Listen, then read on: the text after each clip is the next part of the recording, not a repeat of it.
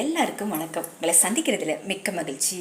நம்ம இயேசுவினுடைய ஊழியத்தையும் இயேசுவின் வாழ்க்கை சரித்தையும் நம்ம பார்க்க போகிறோம்.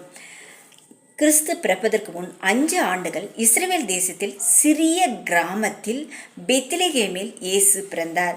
பழைய ஏற்பாட்டில் சொல்லி இருக்கிறபடி ஒரு கன்னி வயிற்றில் இயேசு பிறக்கிறார். அந்த இரவில் மேய்ப்பர்கள் இயேசுவை பார்க்கும்படி பெத்லகேமுக்கு வருகிறார்கள். யூதர்களின் வழக்கத்தின்படி இயேசு பிறந்து 40 நாட்களில் யோசேப்பும் மரியாளும் இயேசுவை பிரதிஷ்டம் செய்யும்படியாக எருசலேமில் உள்ள தேவாலயத்திற்கு கொண்டு சென்றார்கள்.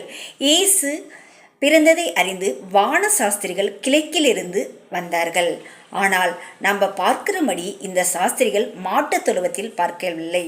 அவர்கள் அந்த வீட்டுக்குள் பிரவேசித்து பிள்ளையையும் அதன் தாயாகிய மரியாளையும் கண்டு சாஷ்டாங்கமாய் விழுந்து அதை பணிந்து கொண்டார்கள். இந்த வசனம் மத்தேயு 2ஆம் அதிகாரம் 11ஆம் வசனத்தில் நம்ம பார்க்குறோம்.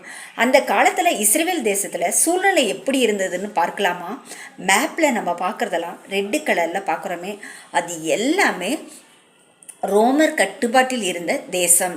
இஸ்ரவேல் தேசத்தில் ஏரேது ராஜா ஒருத்தரை ஏற்படுத்தி வச்சிருந்தாங்க. ரோமர் அரசாங்கங்கள் அந்த காலத்தில் நம்மை அடிமைத்தனத்திலிருந்து மீட்டு எடுக்க மேசியா வரமாட்டாரா என்று யூதர்கள் இஸ்ரவேல் தேசம் முழுக்க காத்து கொண்டிருந்தார்கள்.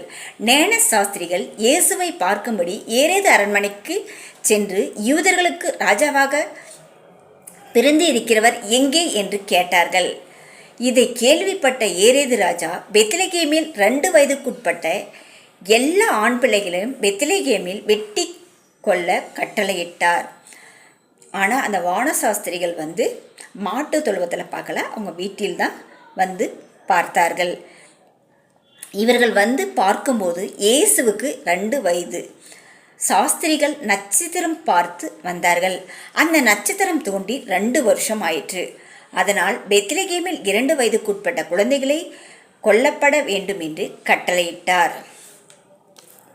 இயேசு அவர் 12 வயதிலிருந்து என்ன செய்கிறான்னா, அவங்க அப்பா செய்கிற ஒரு தொழிலை தச்சர் அந்த வேலையை செஞ்சுட்டு வராரு. ஆனால் 30 வயதில் தான் இவர் என்ன செய்கிறாரு, முதல் அதிசயம் செய்கிறாரு.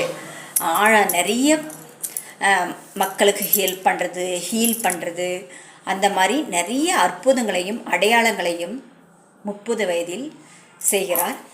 தன்னுடைய 33ஆம் வயதில் சிலுவையில் அறையப்பட்டார். ஆமேன். Bye friends.